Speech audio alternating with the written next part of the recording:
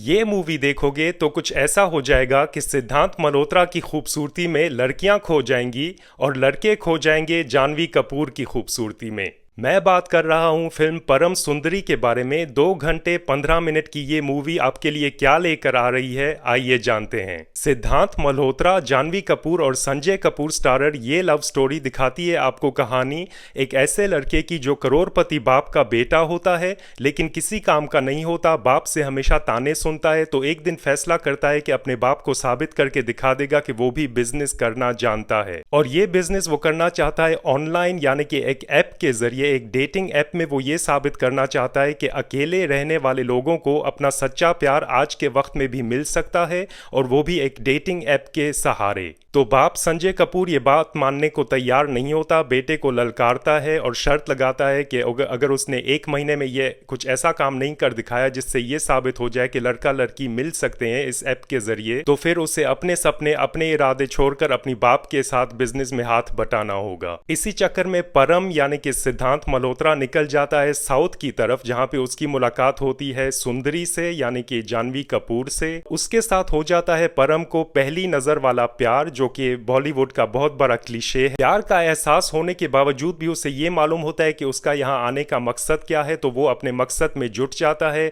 App को control करने लग जाता है और ये जानने की कोशिश करता है कि क्या वाकई उस ऐप ने उसे एक ऐसी लड़की के पास पहुंचा दिया है जो उसकी सोलमेट हो सकती है, उसकी जीवन साथी हो सकती है, उससे पहली नज़र में प्यार हो सकता है कि नहीं। तो फिल्म आपको दिखाती है एक नए स्टाइल की लव स्टोरी जो आज के सोशल मीडिया के ज़माने से मैच करती है, एक ऐप के बारे में बनी लव स्टोरी, लेकिन आखिर में जाके आपको कुछ कुछ होता है पार्ट 2 दिखा देती है। ऐसा मैं इसलिए कह रहा हूँ कि 90s और 2000s के ज़माने में ऐसी बहुत सारी लव स्टोरीज आई थी जहां पे हीरोइन की मंगनी बकायदा हो चुकी होती है, लेकिन फिल्म की एंडिंग में वो अपनी मंगेतर को छोड़ के अपने आशिक की तरफ चली ही जाती है।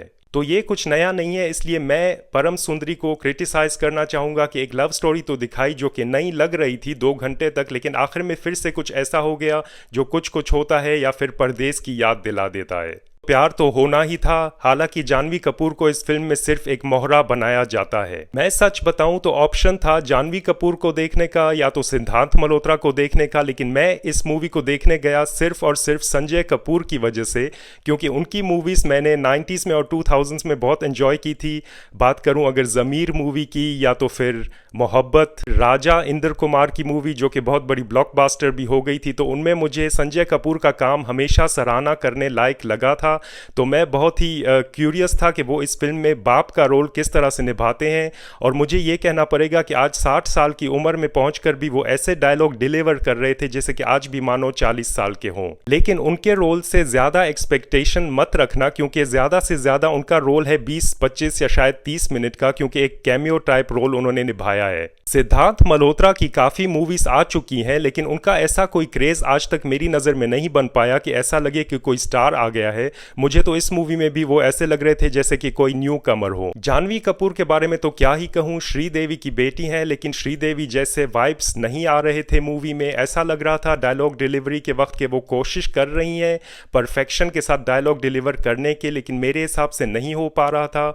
उनका एक्सपीरियंस श्रीदेवी के जैसा अभी है भी नहीं कि माँ श्रीदेवी ने नॉर्थ, साउथ, ईस्ट और वेस्ट हर फिल्म इंडस्ट्री में बहुत सारा काम किया था, बहुत सारा एक्सपीरियंस इकट्ठा कर लिया था।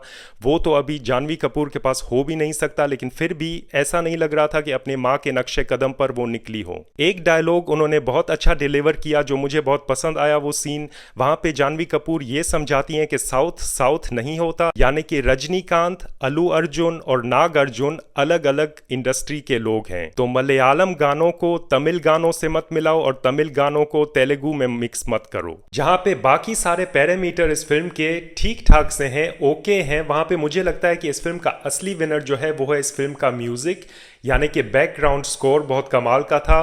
खास करके जानवी कपूर की एंट्री के वक्त और हर सॉन्ग के वक्त आपको ये बैकग्राउंड स्कोर सुनने को मिलेगा।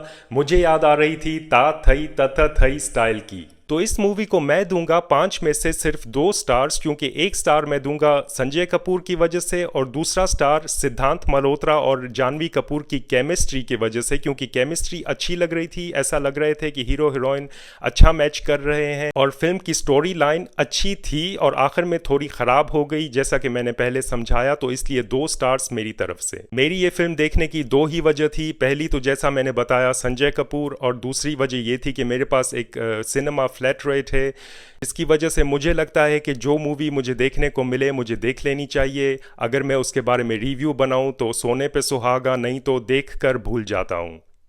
शायद गुजर ही गया है वो ज़माना लगभग जहां पे लव स्टोरीज का लोगों को बेसब्री से इंतज़ार होता था, थिएटर्स खचाखच भरे होते थे। आज पब्लिक को शायद चाहिए एनिमल, बागी या तो फिर मुन्ना भाई जैसे फ्रेंचाइजेस। मास, मसाला, खून खराबा, एक्शन, फाइट्स, ये सब ज़्यादा चल रही हैं लव स्टोरीज से, जबकि 90s में और 2000s में केस पूरा उल्टा होता था। बाकी आप जाइए, खुद ये मूवी देख कर आइए। मैं किसी को नहीं कह सकता कि ये मूवी मत देखो, वेस्ट ऑफ टाइम नहीं है, लेकिन कोई लाजवाब, कोई बहुत खास मूवी भी नहीं है। Just for time pass, one time watch, एक ही बार देखोगे, उसके बाद देखने का मन नहीं करेगा। बाकी मेरा वीडियो आपकी उम्मीदों पर खरा उतरा हो तो एक लाइक दे देना, कमेंट दे देना, मेरे चैनल को सब्सक्राइब कर देना। वरना मेरे अगले वीडियो तक अपना ख्याल रखना, खुश रहना, तंदुरुस्त रहना, दूसरों को भी खुश रखना। देखते रहिए मेरे film reviews. Take care, goodbye and enjoy the movies.